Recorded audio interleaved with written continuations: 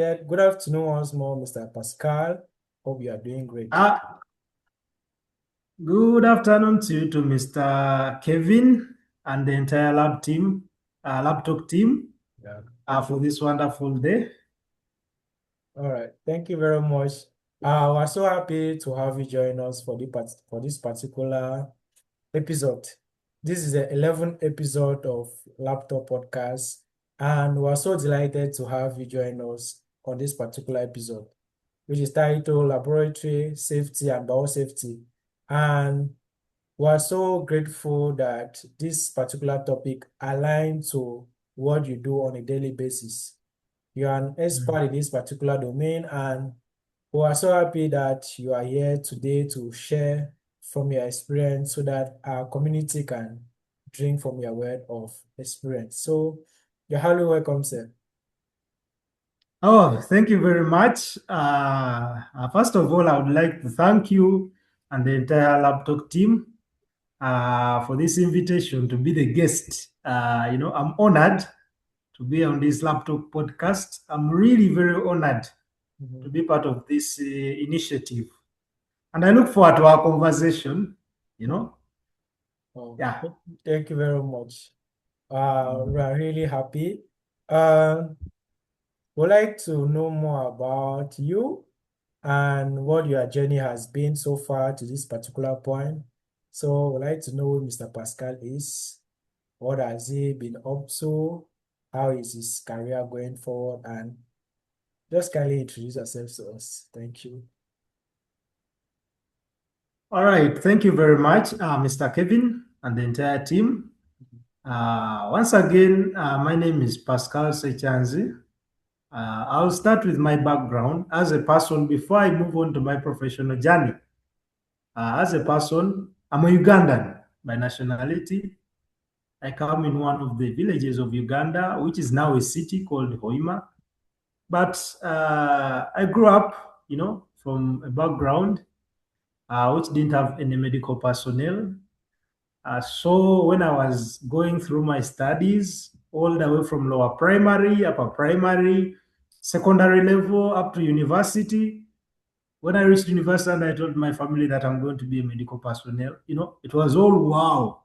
Everyone was excited, and they were really excited about me Mhm. because it was a dream come true. I've always had passion of, being a medical personnel. So I'm proud of that. So in my professional journey, obviously, I did my bachelor's degree in biomedical laboratory technology from Makerere University, one of the most prestigious university in Uganda, Yeah. obviously, and Africa as a whole. Mhm. After that, I went on, and that was for 4 years. And then I went on to do a postgraduate diploma in medical education. And that is because I also have passion for teaching.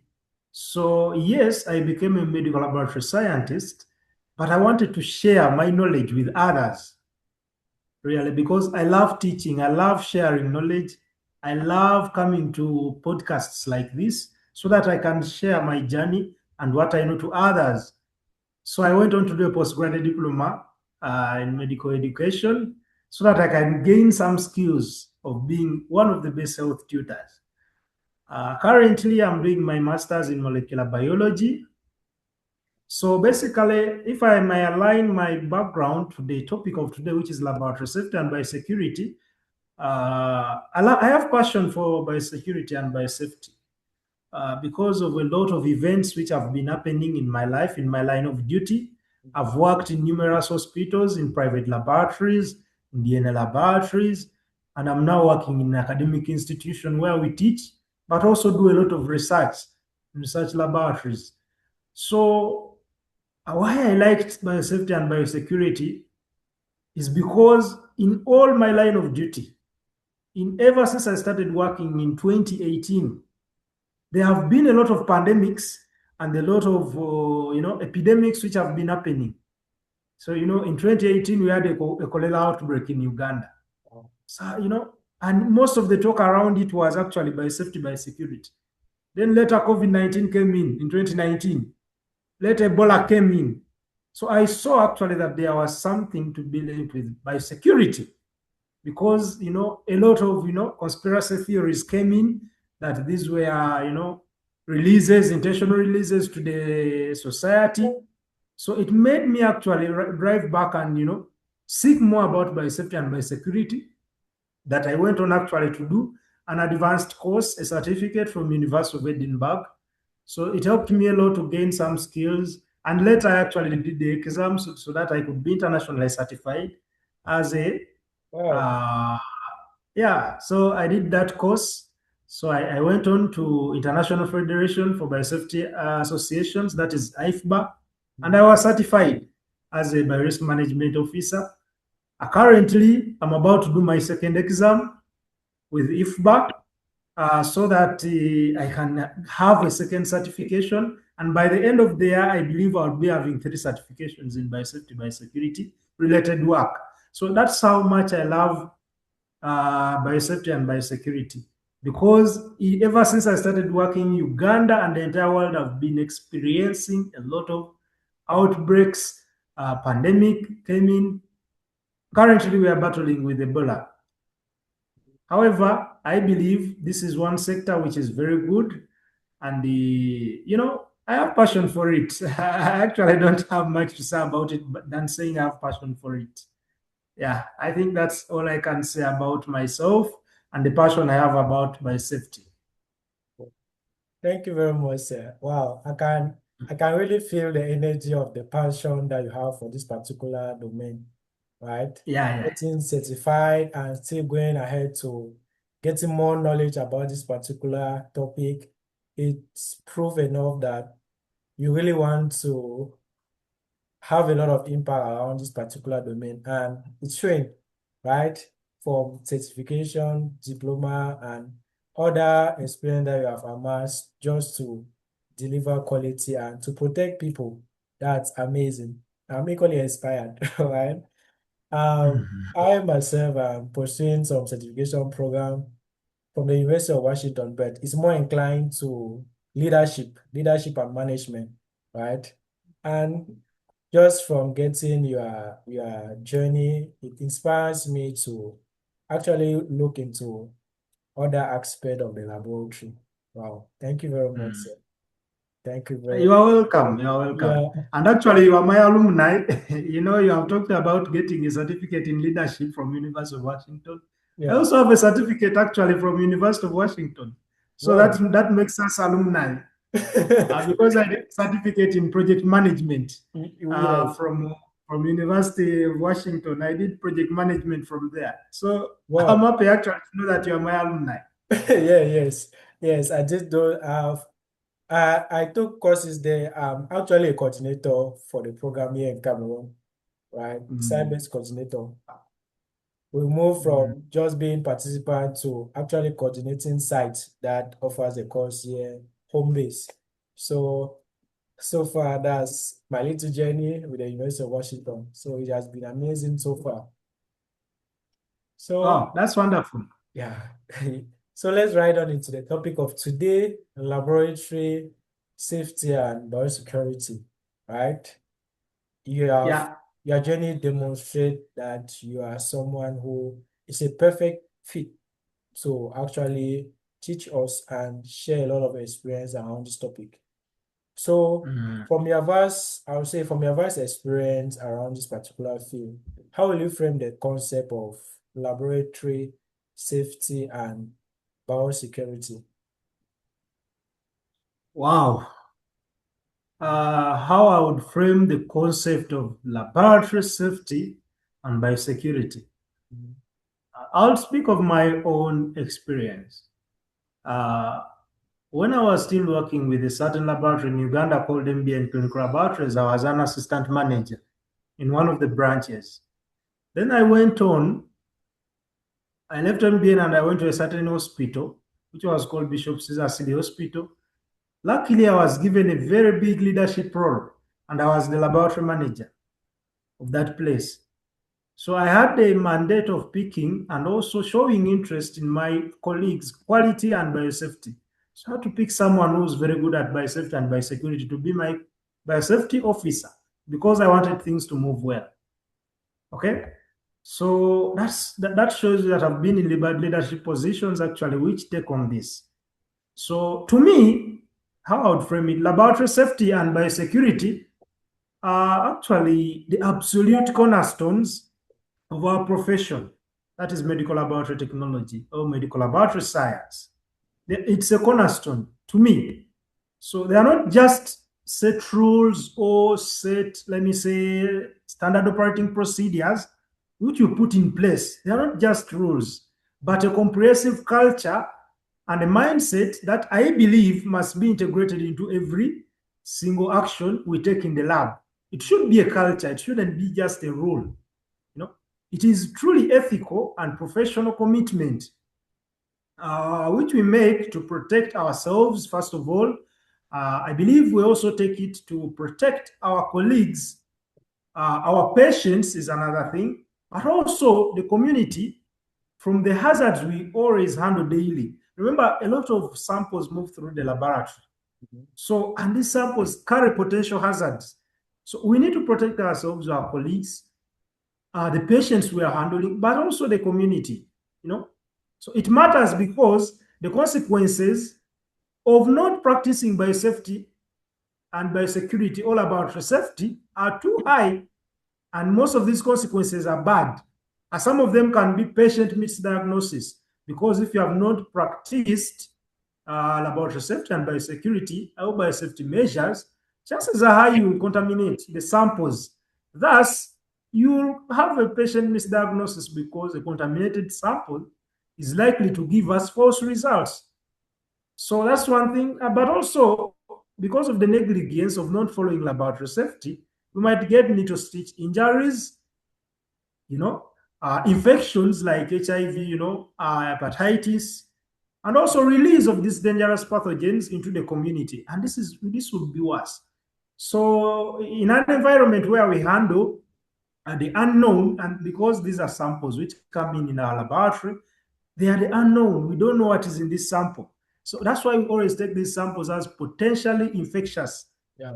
Okay. So in an environment where we are handling this unknown, we really need a robust safety culture. That's why I'm bringing it as a culture, because it will allow us to work confidently, without fear, ensuring that we are, as in there's no source of harm. So that robust system in an environment where we are working with dangerous or potentially infectious samples, if we take it as a culture, not just as rules imposed on us, I believe it will give us that confidence and also make us work in our environment as laboratory professionals without fear.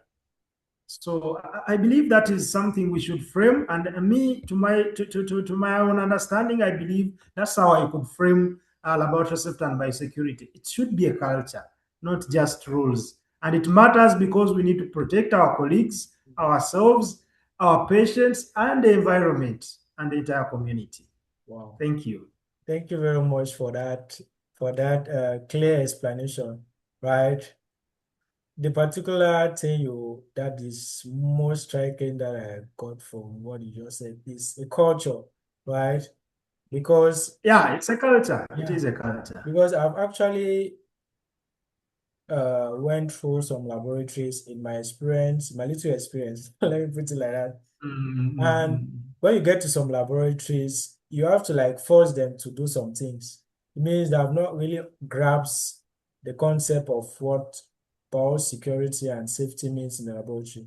They are still like in a struggle to implement that. Meanwhile, if there is this understanding of what this thematic means, they easily implement that. And you've just defined all of that to us. And I'm happy that the Hmm. message really gotten clear and our audience will learn a lot from this, right? Yeah, That yeah. will lead us to our next question on the components of right the component that every laboratory professional should follow in order to keep himself safe. Right? We have our Bible, the Bible of the lab called the ISO, and Yes. the latest version of the ISO, ISO 2022, focus is more inclined to right risk management. and it Yeah. still falls around biosecurity and safety in the laboratory. So, what are some key safety practices that a laboratory professional should consider to follow in his or her facility? Okay, thank you. The key laboratory safety practices, to me, I'll drive it like this. Mhm. Like I've already said, I believe laboratory safety and biosecurity and biosafety should be a culture. Yeah. We shouldn't take it as rules or set SOPs. It shouldn't actually, I believe it shouldn't only even stop in the lab. It should go outside to our families, to our homes. Yeah. So when we embrace it as a culture, it will become simpler for us and the practices will become closer to us. There is a saying that the most critical practices we do in our lives are the ones actually which become the second nature. As in, the moment you take something as a culture, it becomes part of you. So if we take it as a culture, it can become part of us. So I believe that one of the key laboratory practices, the most important one, starts with a comprehensive risk assessment. And this is the beginning of everything in the lab. So yes, it's part of biosafety, but to me, I also take it to be one of the practices we should embrace: a thorough, comprehensive risk assessment. Why? Because I believe um, understanding what you are working with Mhm. and what the potential dangers are of what you are working with actually helps a lot. And this is what is actually in risk assessment, because we are trying to understand what we are working with and the potential dangers which come with it. So in most cases, these critical practices include, for example, the key, like there are very many, but let me concentrate on the key ones, like you have said. Yeah. It can be like rigorous and correct use of personal protective equipment.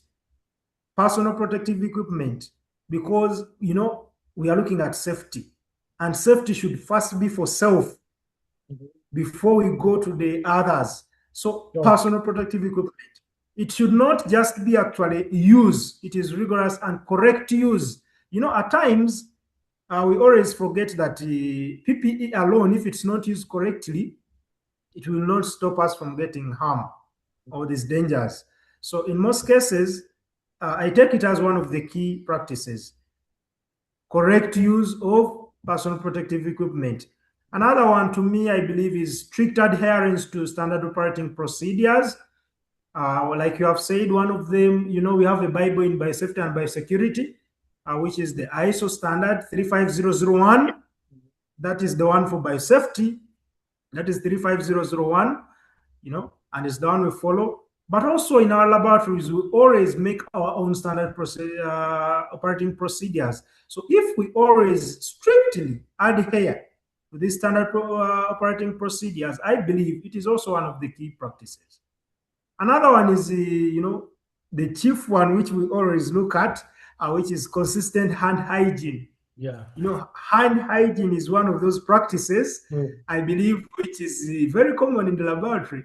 And Mm-hmm. it's not only in the laboratory, even at our homes when we are going to eat food, Mm-hmm. it is good manners, even if you are going to use a fork, Mm-hmm. or, you are going to use cutlery, like, the spoons and the fork and the knives. It's good Mm-hmm. manners. You have to wash your hands even if you are going to use them. Sure. The same in the lab, even if you are going to put on gloves, you must wash your hands very well. Mhm. So hand hygiene, and it should be consistent. That's why I've put that word consistent. So it's also another key, practice. Obviously, crucially, we should also look at the segregation of the waste. Yeah. Wow. Yes, after Very protecting important. ourselves, remember there's another component of biorisk management, which is biosecurity, which Mm-hmm. means we also have to protect the environment where this waste is going. So I Mm-hmm. believe segregation of waste should also be a key practice we should follow, and also treatment of these waste, so that we can neutralize some of the potential hazards which might be leaving the laboratory to our communities. At times, or oftentimes, we always fail to neutralize these hazards. Yes, at times you will find most of the laboratories that, yes, they are actually treating the waste. I beg your pardon, that they are actually segregating the waste very properly. But when it reaches time to removing that waste from the laboratory, taking it to the community, you know, most of the labs don't treat the waste, and in most cases, most of this waste ends up leaving the laboratory untreated. So you are actually not neutralizing these potential hazards. So yes, you have protected yourself using all what I've said, that is hand washing, PPE, strict adherence to SOPs, but you have not treated the waste, which means you have not protected the others as well as the community. So I believe all these are fundamental, and the effective use and the reinforcement and continuous training should always bring us this. So obviously, continuous training will always make it a culture, Yeah. as in so that staff members always feel empowered. Mhm. We shouldn't assume that everyone knows these rules. That's why we always actually hold these trainings. That's why laboratories have CPDs, which are, I believe, weekly. Mhm. And biosafety is always one of those, Yeah. to continuously remind people that this is a culture. They Mhm. are not just rules. Let us embrace it. So all these are fundamental practices: PPE, strict adherence to the SOPs, and hygiene, waste segregation and treatment, as well as continuous training. So I believe those are the key practices. Thank you very much. Wow. Thank you very, very much. So elaborate. I'm like, I'm just recalling my experience at my first job site, right? What you just spoke about, the key component every laboratory professional should consider. There's this particular aspect of CPGs, right? Continual professional development. This is one of the Mm, vital things that kept us safe in uh in my first job posting, right? Because I had the opportunity of working in an accredited laboratory immediately after school.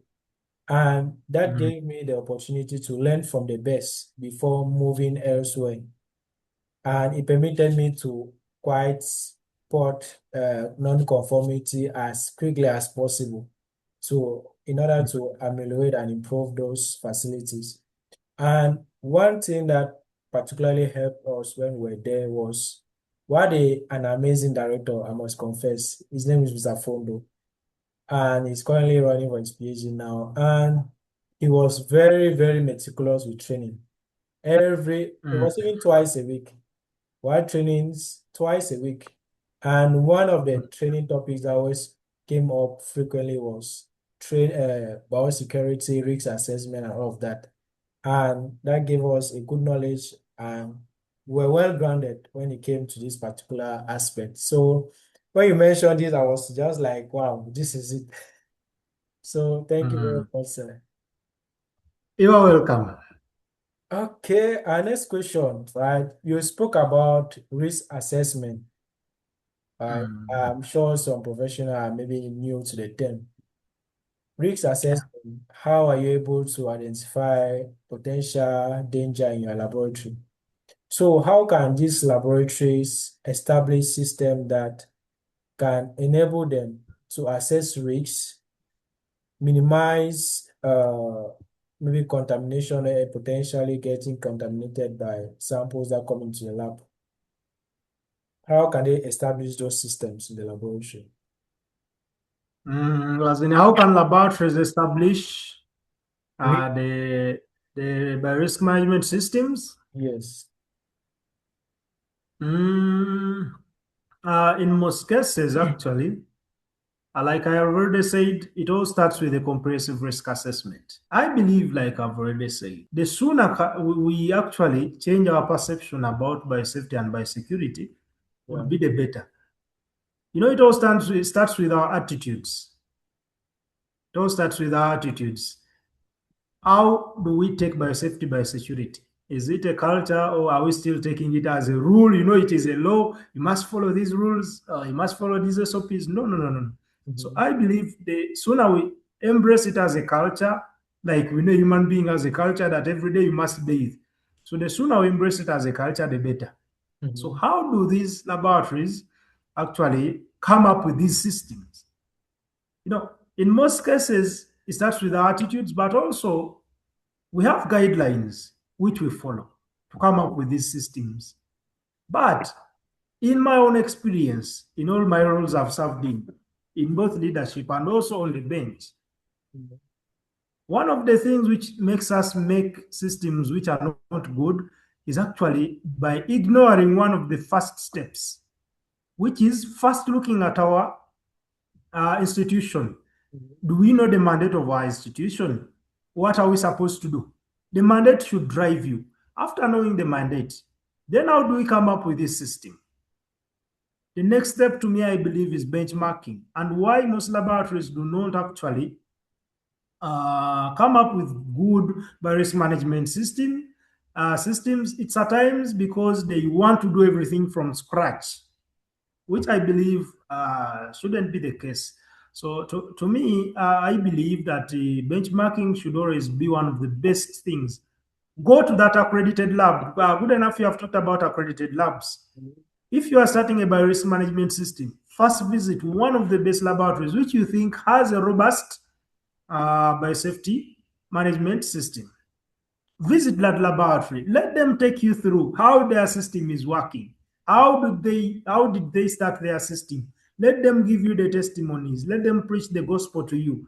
This is how we started. We have been improving it like this. So benchmarking is really very good. Mhm. However, the challenge which we always get with laboratory professionals, and I've seen it very many times, someone visits your lab to benchmark, and basically, when they see everything is perfect, all they do is, picking everything as it is 100%, and they want to implement everything as it is in your own laboratory.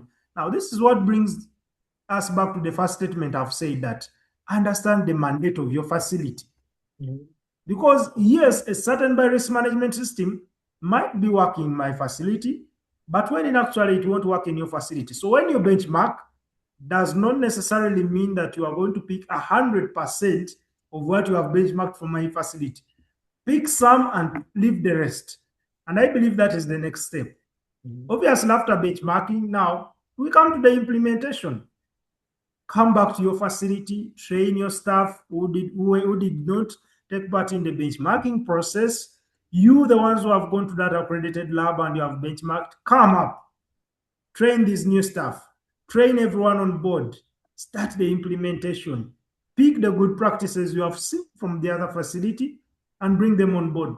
While obviously putting in mind that you must follow the ISO standards when you are coming up with these systems. So, like I've said, just to summarize now, know the mandate, know what you need, what does your facility have, know the administrative controls, develop everything clearly, come back, implementation now, start writing the SOPs, the good practices, bring in the administration on board so that you bring in the necessary equipment, which will be followed obviously later. At times the equipment might not be there, but make plans. So I believe through benchmarking, that is the most critical step people miss. Benchmark and also training the staff. And to me, if we benchmark, I believe that we can come up with a good and robust biosafety system. So it's all about knowing the mandate of our facility and benchmarking and implement following whatever we have on ground. Wow. Yeah, I don't know whether I've answered the question correctly or whether Yes. I've brought it out, as you expected, because it was more of how the laboratory come up with a robust risk management system. Yeah. I think that was the question. Yeah, you've answered it perfectly because it involves learning because you cannot just start from scratch because like you said, that's why most laboratories fail. They want to like invent. Meanwhile, there's already Mm, an established procedure or maybe a guideline to walk you through the process. So if you already, like you yeah, said, if you already have maybe an accredited laboratory around your area, you can go there, you visit them, you learn from them, learn from their experience. And it's always yeah. best to learn from what is already working, right? So you've answered the question perfectly. And thank you very much for your clear answer and the clear steps you just elaborated. I'll go to the All right. next Thank question you. on challenges, right? Challenges faced Mm. by professional. In your experience on the bench and in leadership, to you, what are some of the most common hazards that we encounter in the laboratory, be it biological, physical, chemical. What are some of those hazards that we face in the laboratory? We encounter in the laboratory, sorry. Okay. Thank you for that. At times, uh, this is let me before I reply to that question, let me just give a brief of what I always find when I go to do some, mentorship in some of these laboratories when it Yeah. comes to laboratory biosafety and biosecurity. Most of the professionals still don't know what is the difference between a risk and a hazard. So when you ask someone what are the common risks you are facing, most of them give you the common hazards they are facing. And then you ask them what are the common hazards you are facing, they give you the other answers for the risks. So, Yeah. that is one of the challenges we are facing. But just to make it simple, for everyone, I believe the two actually are always interconnected. Where there is no hazard, there can't be a risk. I think we all know that. For a risk to come in, there must be a specific hazard. And obviously, where there is no activity, there is no hazard.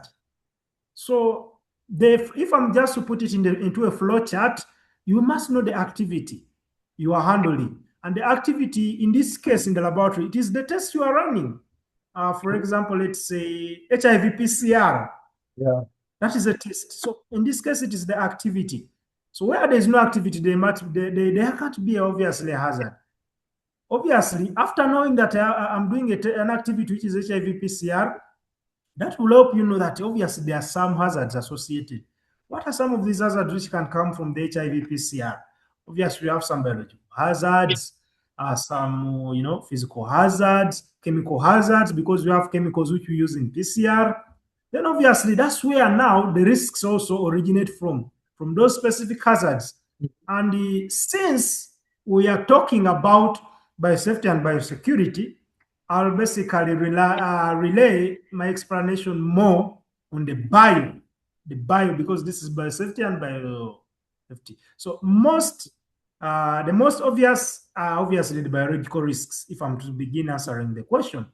And these obviously come from the infectious agents, like the bacteria we handle in the laboratory, that is microbiology, the viruses, from the fungi, but also we have the chemical risks. Now, these ones come from the chemical hazards. For example, we have toxins, at times they can be corrosives. We also have flammable reagents in the laboratory. Some of the reagents are flammable. We have methanol in the laboratory, which is Yeah. highly flammable. We have some acids. However, we shouldn't only look at the biological and the chemical, because yes, this is biosafety, biosecurity. Let us not forget the physical hazards.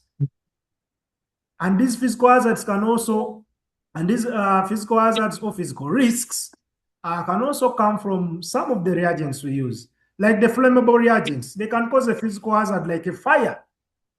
We also have the electrical hazards. We shouldn't forget them. The ergonomic risks. These risks come from the postures. At times you reach in the laboratory and the laboratory furniture is too high. It is not friendly to some people who are vertically, disadvantaged. So some of them end up getting ergonomic risks, Mhm. from the repetitive tasks. But also we have some psychological stressors. These are also hazards from the high workloads. For example, I'll give an example, a case of Uganda. I worked a lot in the private laboratories before I joined public service, where I'm now working in a public university. I worked a lot in private laboratories and private hospitals. You know, one of the beauty with private laboratories, they are really highly staffed. So it's very hard to find psychological stressors in the laboratory related to work. Most of the psychological stressors you find in private laboratories are in most of the cases related obviously to the economic bit, which is the money bit, the salaries and all that. Mhm. So because they are enough, so it's not related to the workload. However, when I joined public service, you know, one of the biggest challenges we have in the public universities and public laboratories, that is public hospitals and all that, is, the workload is too much, yet the staffs are very few. Government cannot employ everyone, so the workload is too much. So you will find that actually it's also one of the hazards which we are neglecting. It's one of the risks we are neglecting. That psychological stress is Mhm. too much in the public facilities. So we shouldn't forget that. So I've seen in a lot of these handovers, new staff coming, and the first thing the old staff is telling them is, "You will you manage this area?" You know, so they are unsure of the tasks to do because of the workload. By the time the one you are brought in, orientation takes only like 1 hour, and immediately they have to start. That is Mhm. because of the workload and in the public facilities. So I'm inclining this to the public facility because we have really neglected the psychological stress and the workload. And this is one of the biggest laboratory risks, me, which I look at. Yes, the biological risks are there, the chemical risks are there, the electrical risks are there, and you know what? But all of them can be actually stopped if someone is psychologically stable. I believe if someone is not psychologically stable, a lot of these risks will come into play because this is the person who's doing all the work. So this is something we should look at, and I think it is something which I personally am studying the psychology and the related to the workload because all this can drive all the other risks to come in. Thank you. Wow, thank you very, very much. I particularly like how you emphasize on this last risks on psychology, right? There's a lot of Mm, mental health that revolves around managing risks in mm, facilities when it comes to workload and all of that, be the financial requirement and all of that. So it's good as you've emphasized on it because if that particular aspect is handled or taken care of, at least there's going to, I think there can be a 60% reduction in other risks because if you yeah. have managed that, you are more stable, you are more focused to work clearly and to do your work in a better way, avoiding other potential endangerment. So thank you very much for that. Your Mm, answer was so clear and elaborate. I'm going to, at this point, I'm going to like take us back uh, where you mentioned personal protective equipment, right? mm, You mentioned it as a preventive measure to protect ourselves and equally our colleagues and the environment mm, and patient. So when it comes to this, the use of personal equipment, how important is the selection of this equipment and the correct use to ensuring that there's safety where we work? mm. I beg your pardon, so that I can get it clearly. Yeah, my question is about the selection and the proper use of personal protective equipment. How are they Mm, important? How is a good selection of this equipment and the proper use influencing biosecurity and safety in the facility? wow. Okay. So basically, when it comes to biosafety and biosecurity, Mhm. when we look at in the hierarchy of controls, when it is biosafety, biosecurity, actually PPE is our last line of defense. It's just the last line of defense. Mhm. So it all begins from somewhere. So it all begins from somewhere. If you look at the hierarchy of controls of biosafety and biosecurity, PPE is just the last line of defense, but it is the most crucial one because it's the one which is actually protecting us, the Yeah. workers. So it is the most crucial one. However, it is the last in the line of defense. So it protects us obviously from a lot of things, Mhm. from the splashes, aerosols, contact with the hazardous surfaces.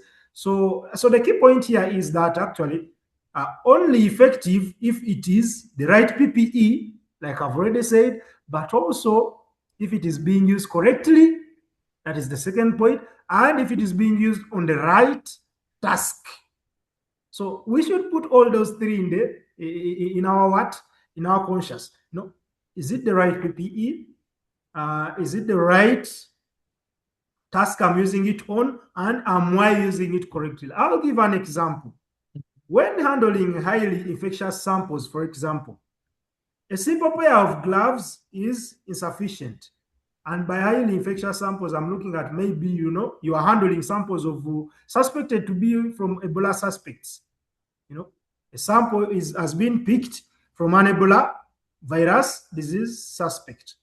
And so this is a highly infectious sample. So a simple pair of gloves is really insufficient for such a sample if you are handling it.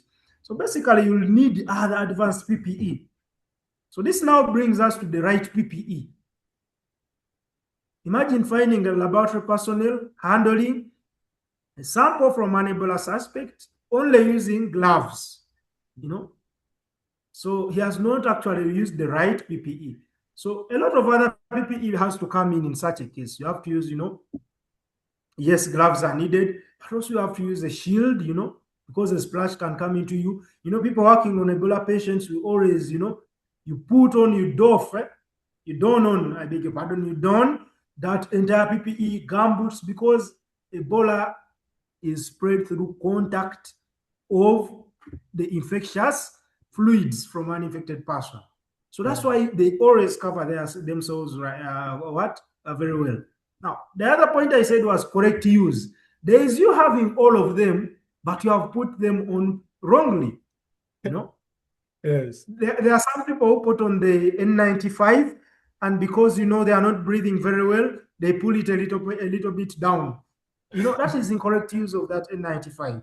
So the correct use is also very important. Then am I using it for the right task? Is the other thing I've talked about. For example, you are working in the biosafety cabinet. Let me use that equipment as an example. And then, yes, you are putting on a shield. I believe to me that would be wastage. Why? Because the biosafety cabinet already has its what? Window slash, which will protect you, yes, even if there is what? A splash. So selection comes in, if I'm just to summarize, selection comes in as in you have to get the right PPE for the right task, and also you must use it correctly. Okay?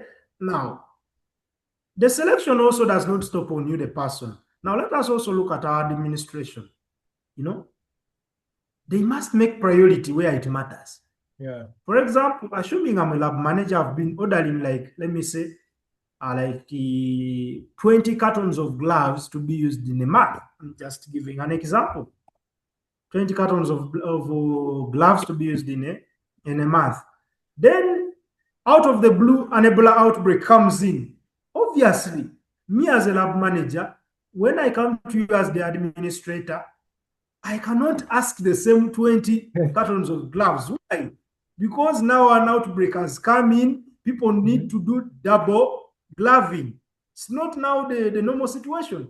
So prioritize. If I come and I tell you now I need 50 cartons in a week, yes, I have to justify it, yes, but you as the administrators, you have to also take it that, yes, this is now an outbreak. So what I'm saying is selection also comes with the situation at hand, so that we also know that, yes, I need this, and this quantity, and it must be supplied immediately. But also, when these situations come in, we also have to look at the other component I talked about, refresher trainings. Yeah. Certain outbreaks or pandemics come in, they don't come in frequently. So they might come in, for example, Ebola. It can take years without coming in Uganda. So people might have forgotten how to don on that entire, attire when they are going to collect the samples from a suspect. So it all comes in with that. Yes, selection has come in, the situation has come in, train them again so that they know the proper selection, as the question is, of this PPE. Retrain them depending on the situation at hand. The same happens to the interns and the students who come in. Retrain them and retrain them. So I believe all that constitutes a good and robust selection of the right PPE to use. Thank you very much. Oh, thank you very much for I just love how you are going in depth into all the questions that have been asked, like getting every Mm, point cleared and well understood. I particularly love that about what you are sharing with us right now. Thank you very much, sir. mm. Thank you, too. Our next question is before I even get into the next question, let me take you. I'll take you back to an event that happened while I was at work at our regional hospital here. So what we do on a quarterly basis is that we receive interns, that students that come for internship. So there is this one lady, the process of collection, she had accidentally pricked her finger with a Oh, lancet. sorry. So instead of reporting, she stayed quiet. And it was in the course of eavesdropping in our conversation with her classmate that I discovered that she was pricked and she did not say anything. So I would like to ask you this question. Incidents happen despite all the preventive measures that were put in place. So what are the measures that every laboratory professional should put in place, right, when it comes to incident management, incident reporting, and exposure management or response in a laboratory? If I've got you right, the question is the major Yeah, incidents. yeah. What should every professional know? Let me put it that way, because contextually, what should they know about incident reporting, exposure management, and emergency response procedures? Oh, all right, all right, all right. Okay, thank you very much. Why should what do the professionals know about incident management? Reporting and response. It all comes back to my very first point, a culture.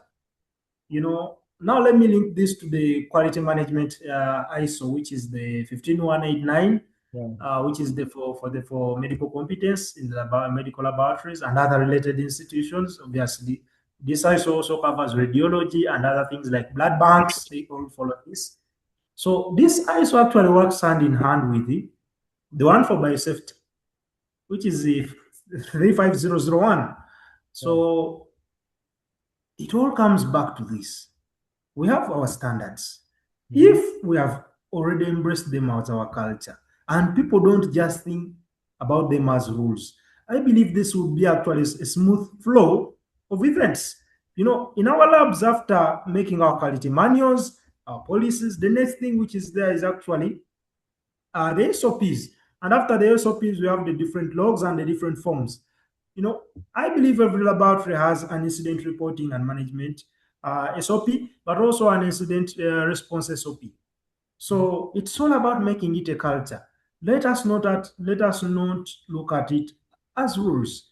So if people have made attestation and they have signed to that SOP, you know, I believe it would be an easy process. The Mhm. challenge is at times some of these colleagues be interns and students, and I've seen it in most laboratories when students and interns come. We orient them, yes, it's true, but we never make them to read in detail some of these SOPs of ours, so that actually, yes, they can also put attestation on them, as in write their name, sign, you Yeah. know, all that we do in the laboratory. So most of them do not actually read in detail what has happened. Yes, we orient them. And also, some of them have the fear that when I've made a mistake, like I'll use the example you have given, the one of someone pricking themselves, and they fear to report. Mhm. It's true. Some of them have that fear. They would think if it's a student, he or she would think if I report to the lab manager or to any of these seniors, they are going to criticize me. I've made a mistake. So that brings them down. However, the solution is this. When these students come or our new staff come in and they fear to report, you know, the first thing I believe we should take them through, let us not only orient them on the workflow of the lab, let us also take them to the lab literature. let them look at these SOPs so that they know the flow that when an incident happens, we have an incident reporting form. Go and immediately what? Report the incident to your Yeah. seniors. It can either be the lab technician or the biosafety officer, the quality officer, or actually also to the lab manager straight away. So report the incident because it should be happened. It should be worked on, I beg your pardon. Immediately after reporting, we also have immediate actions. Let us take them through those immediate actions. That this is the flow. And this incident which happens, this is how we should follow it. Some of them need like a post-exposure prophylaxis. Let it be available. After reporting, they take it, you know. So at times, the way we orient some of these colleagues of ours is what actually makes them known to follow these things as a culture. I beg, sorry for that. Someone is calling. Let me first put them off. Okay, yeah. So some of these issues is because we do not orient these people to detail in reading all our literature. But also, this is a challenge with our lab personnel. Some of them don't read, but because they want the facility to be accredited, all they do is put their signatures on the attestation form of each of the SOPs. This is very common, and it's it's True. some vice which should be fought in the laboratories. Some people don't read these SOPs. For example, for me, my hospital, when I was still working at Bishop Caesar City Hospital, in Uganda, at times we could get, like one department would be having like SOPs which are more than 100. So someone would feel, I have to read all these 100, yet I also have to do the bench work. So some of them would just actually put the what? The attestation what? They would just sign without reading. So let Yeah. us bring back this issue. Let us make it a culture. Mhm. I'll still insist on it. Let us make it a culture. We read these SOPs so that we really know where we need explanation. We ask our seniors for elaboration so Mhm. that we really know that from this step, if the incident happens from here, let us do this. Let us Yeah. do this. This is the next step. This is the next step, and this is the next step. Everything is documented. We Mhm. only need to make it a culture so that we embrace it by ourselves. Thank you. Wow. Thank you very, very much. Uh, Coming back to the aspect of reading that you mentioned, it's actually Mm, something that is very, very familiar and common in most mm, laboratories, right? You just go ahead to sign the attestation without even going through the document or the yeah. SOP. Uh, when I got my first job after school, one thing I did they made me do in the laboratory was that I had to Mm. read every document for 1 month, a whole month. I read every SOP, every document, every manual in the laboratory. That's you come to work in Mm, the morning, 8 o'clock, you are just seated in the office, you are reading manual after manual, SOP after SOP. And mm, our director will make us write questions. That's after reading an SOP, you set questions to ensure mm, maximum understanding of the SOP. So it was a fun mm, experience, and I'm really grateful for that particular process because it made me understand what's really mm, written in those documents and actually implement them when maybe need be and maybe an opportunity shows itself. So it was a very, very critical step when it came mm, to understanding how the laboratory work. Going through the manual is very, very essential because some professional just say, well, the manual is there, I'll come to it when I need it. Imagine there's an emergency. Maybe you need to handle something urgently. Is that the mm. time you go back to your SOP? Maybe let me read this. How do I do this particular step? So you Mm, might be putting a life at risk, a patient at risk. Might even lead to mm, death. One never knows. So reading the document is very, very important. So that's a point that I'm actually emphasizing also as well. So mm, thank you very much for that particular point. mm, So let's go back to implementing uh, biosafety and security in resource limited setting.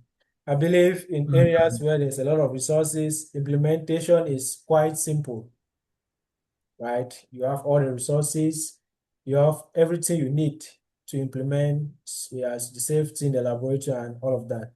Now, when it comes to areas where there's limited resources, right? I believe some villages and some remote areas face these similar challenges. How do these Yeah.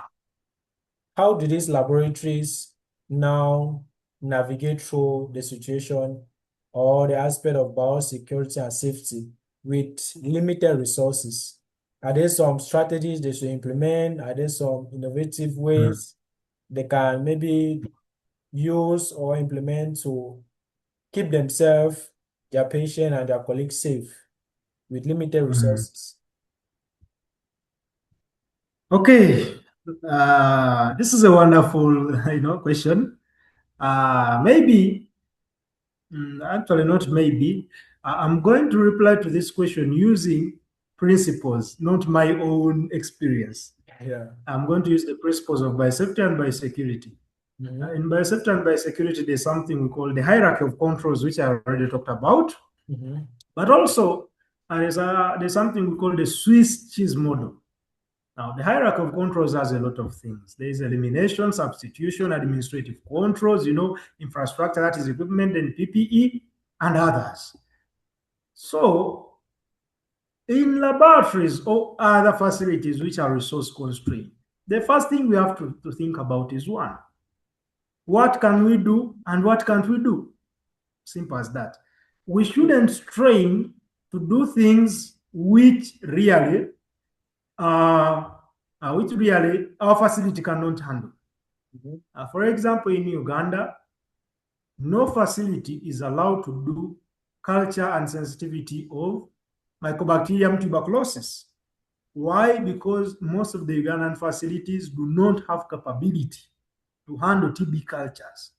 So most of the TB cultures, we always do them in the reference laboratories and the central public health laboratories. Mm-hmm. So there are only around 4 or 5 laboratories in Uganda which are allowed to do TB culture.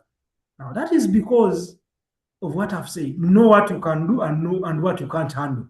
Okay. So if you know that your laboratory is resource constrained, look at the hierarchy of controls. Look at your mandate.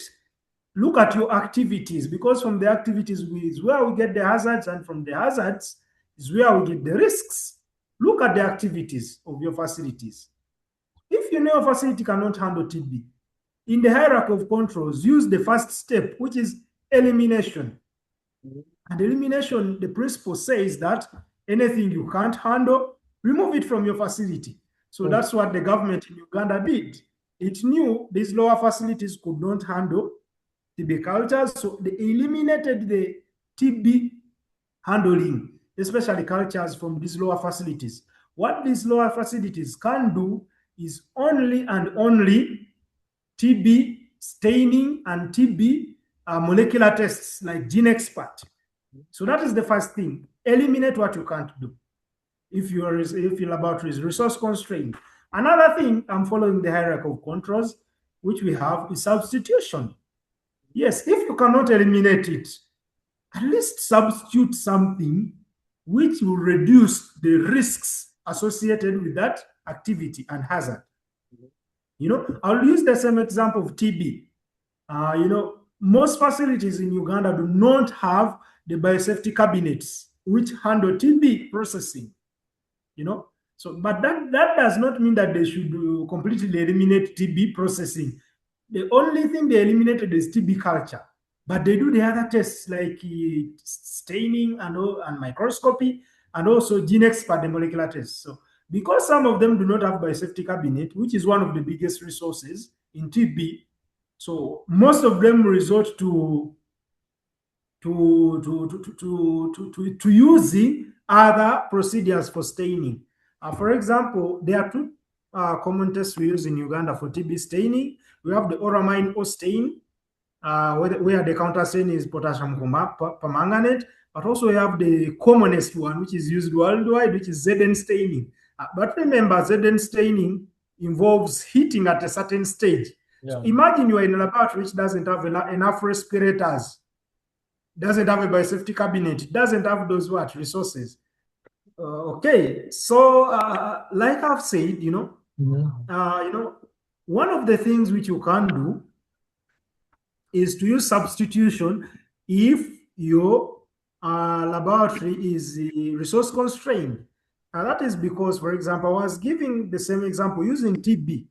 You know, we have two methods commonly used in Uganda, according in my experience.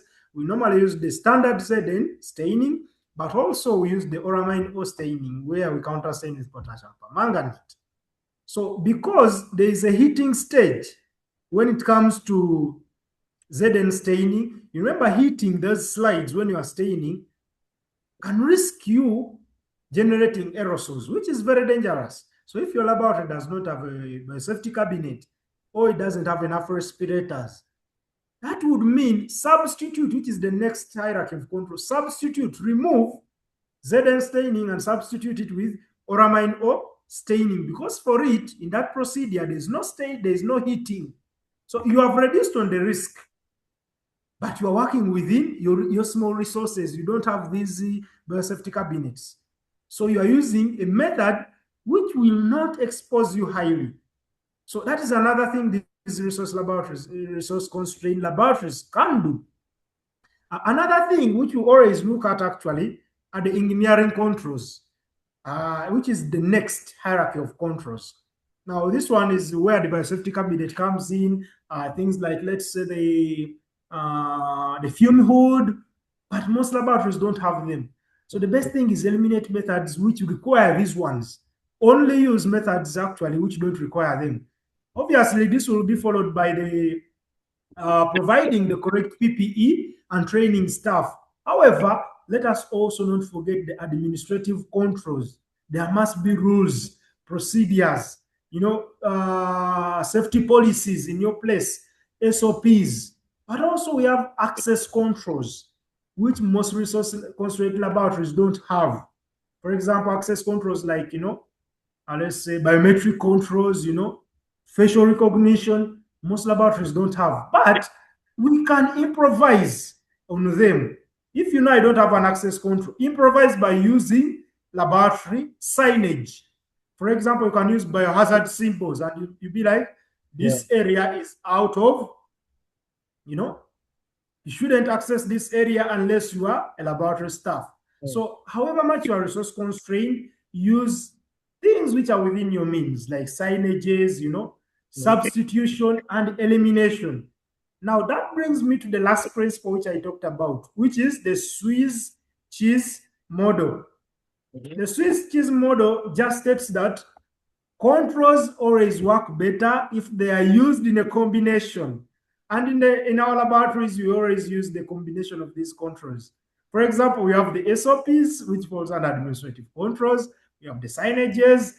Then we have, the methods, the staining, which is in substitution. So in most of the cases, to reduce on the risk or the hazards associated with certain activities, you have to put in a lot of controls in combination than using just one control. So however much we are resource constrained, when we combine all of these, I believe these laboratories can be wonderful. And actually, like in Uganda where I am, most of the laboratories which are actually performing better when it comes to biorisk management system and implementation of ISO 35001, as well as the quality management ISO, which is 15189, are actually these lower laboratories. I will give you an example. There is a regional referral hospital in Uganda where I'm based in Fort Portal City, which is called Fort Portal Regional Referral Hospital. When accreditation came, they accredited over 50 plus tests in that facility. Their accreditation list, they have over 50 plus tests, but this is a regional referral hospital. We have health center fours, which have over 30 plus tests accredited. But these are health center fours and regional referral hospitals. But now when you move to our national referral hospitals, actually most of them have less than 20 tests accredited. So this shows you that actually Amidst the resource constraints, lower facilities can perform better by using the switches model and also following the hierarchy of controls. Yeah, thank you. Thank you very much, sir. Indeed. I'm just fascinated by the way you just deliver and dish out this the knowledge that you have about this particular topic. Wow, I'm actually learning myself. I'm asking a lot of knowledge and insight from what you are sharing, and for sure, implementation will be done in facilities that I work with. So let's go now into the future of biosafety and biosecurity in the laboratory.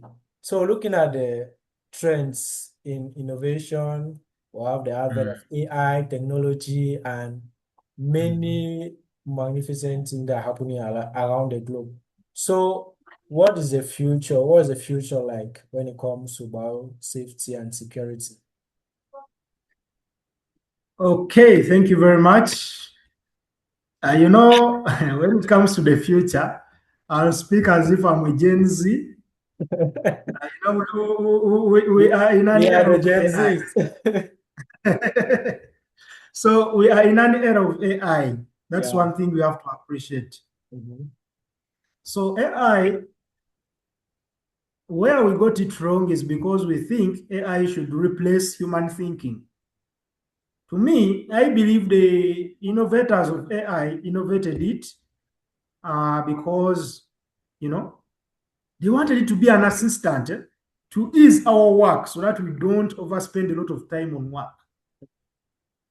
I personally have already embraced the era of AI, even in biosafety and biosecurity. So this is where the future is going in biosafety and biosecurity in the laboratories. AI has taken over everything and we must follow with it. So the future is because most of the labs are resource constrained, like we have seen, and you Yeah. know, time is the best resource. Mhm. Time is the most crucial resource. The time you spend on doing something small, and then you spend 5 hours, and then another laboratory spends, let's say, only 1 hour doing it, that means you are wasting a lot of resources. Yeah. You was doing it for 5 hours. So let us embrace the digital transformation. This is where the future is. And digital transformation has come with AI, and we have to embrace it. Personally, in our facility at the university, we are basically now using softwares, you know, we are using AI. There is a system which is run by World Health Organization. I think you have already heard about it. It has been there for ages, ever since the biosafety biosecurity started. There is a software which is called BioRAM. It has a Bio. lot of information. BioRAM. BioRAM, that is BIORAM. You know, it has a lot of information. It tells people about risk assessment, you know, how to conduct it, some templates. So it's one of the things which is very important. But also there are other softwares which have come into place to help us with the risk assessment. I remember in one of the questions you asked, I said one of the best practices is a comprehensive and thorough risk assessment. Because when we know what we are handling, we shall know how to prevent the risks and the others. So let us do a comprehensive risk assessment. However, like I've said, it is one of the hectic methods in the entire biorisk management system. A comprehensive risk assessment is one of the most tedious exercises. People take months and months just doing risk assessment. Yeah. Why? Because there are a lot of associated risks. So softwares have come into place, which we should embrace. I don't want to feel as if I'm marketing, but in our facility, there's a software we are using, which was developed by certain Americans, you know, in the USA. It's called QCP. UCP. Now, QCP. Mhm. Now, QCP is a system or a software which was made to help laboratorians in biorisk management. Basically, it's AI driven, you Wow. know. So, for example, you'll go into that system, you put in the activities you do. And the activities you do, remember I said that are those laboratory tests you do. For example, you'll put in I do molecular test for HIV, that is PCR, you know. After putting it in, because it's AI driven, it will obviously bring for you the probable, and I quote, probable biorisk hazards related to that activity. Then it's you to select that, yes, this one is true, this one is true, this one is true. Okay? As in, it brings everything for you based on the activity you do. It will bring a long list of what? Probable biorisk hazards. Then you select the ones for you think are in your facility. Now, after doing that, after selecting the probable hazards, then it will also show you now a list of the probable risks associated with each of those hazards you have what? Selected. So again, you will select those risks, putting in thinking your facility, you don't just select everything because it's AI driven. So you select. After selecting, it's a system as in it flows following that. After selecting, then it will now start asking you questions on the severity and then consequences. That in the last 1 year, how many did you get of this nature? Then you put, like, let's say in a month you got 5, like that. Eh? So it is simplifying work for risk assessment. So for me, I've embraced it, and I can make for you a risk assessment report in less than 24 hours Wow, because of that system. that's So we amazing. need to embrace it. This is the future of biosafety and biosecurity. There's a lot of digital tools out there. It's you to pick on which one you have to take and make it your culture. So these days, I can make a risk assessment report in less than 24 hours. That's because everything is there. The system is there. And after you getting the risk assessment report, believe you me, the rest in the biorisk management is very simple. Because if you already know what you are handling and associated risks, really, I believe everything else becomes simple. So let us embrace digital transformation. And to me, I believe it is the future. Actually, Africa CDC right now is emphasizing on it. In most of these regional tours Africa CDC is taking for biosafety, biosecurity, one of the keynote speeches they always give is let us embrace technology in biosafety and biosecurity. And I Wow. think that is the future of biosafety and biosecurity. Wow. Thank you very, very much.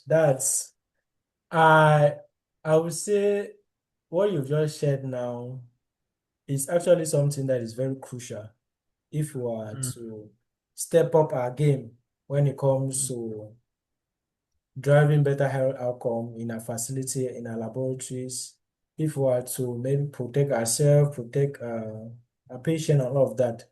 So we really need to embrace technology because mm, some people have this adamant mindset. When you maybe bring technology to them, they're like resistant to it. They don't want to change or maybe innovate or make their work even easier. Because to me, I actually enjoy, let me not say, sometimes mm, I call AI, some AI tools my lover.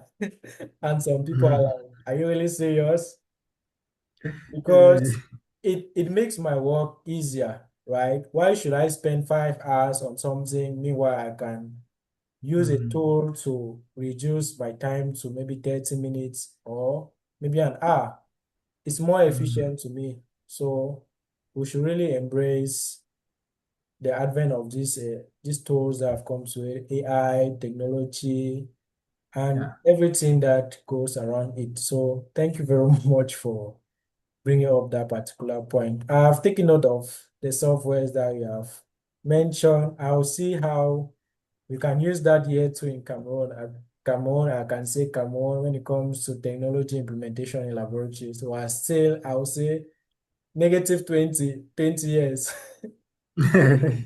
So we still have to project ourselves into that future that makes things easier, makes things more precise, and reduce a Mm, lot of risks when it comes to the laboratory. So we have come to the close of our session for today. But before you go, Mr. Pascal, I want you to leave mm, a message, a piece of advice for a student and Mm. a laboratory professional, what will you tell the particular student or a professional that will be in your front asking you for a Mm. guide or an advice? What will you Okay. tell them? Okay, just a reminder, the other two softwares, one of them is Bioram, another one is Pro QCP. Pro is comes from the word professional, which is PRO. Pro QCP. Mhm, So my closing keynote takeaway to our audience and the entire team at LabTalk. mhm. First of all, I would like to thank everyone for this opportunity. Okay, Thank you very much, sir. so the key takeaway, which I would like everyone to think about, reflect about, you know, embrace is that safety is not a checklist. That is one thing we should know. Safety is not a checklist that it's used to always check you. However, it is a mindset. It's a mindset. Like I've always been saying in this session, we should take it as a culture. So it's not a checklist, it's a mindset. It is the conscious and continuous decision to choose the safer path, you know, to speak up when you see a hazard and to protect not only your own well being, but that of your colleagues and the patients who depend on our integrity. So let us always take it as a mindset, a culture, continuous decision, we choose the safer path. So it is always an investment in ourselves, our profession as laboratory professions, and also the public trust. You can do everything in this entire profession, but if you do not have the public trust, it is something very, if the public does not have trust in you, it perturbs you a lot. So last year, I also tell people that we should always take culture over compliance. Okay, let it be a culture that drives you. Okay, so true safety is achieved when staff follow guidelines because they understand and believe in them, not just because it's a rule. Mhm, Yeah, so let us always take it as a culture. Another thing is leadership is key when it comes to safety. Leadership is key. Yes, we always take it as a culture, but there always has to be a leader. That's why in our structures at the laboratories, we have the quality manager, the safety officer, but also the laboratory manager. mhm, And at large, obviously, we have the laboratory director. So safety conscious leaders, okay, should always act as an example. As in, if you want your colleagues in the laboratory, students, interns who have come to the laboratory to take safety seriously, act with example. Come in the laboratory, don't just go to your office as laboratory manager. Wash hands. Show them that even if I'm going to my office, I have to wash hands. So leadership is very key. Work with them, wash your hands, put on the mask very well so that they also see it from you. Okay, that the laboratory manager is putting on the mask, I must also put on the mask. And lastly but not least, never stop learning. The field of biosafety is constantly evolving.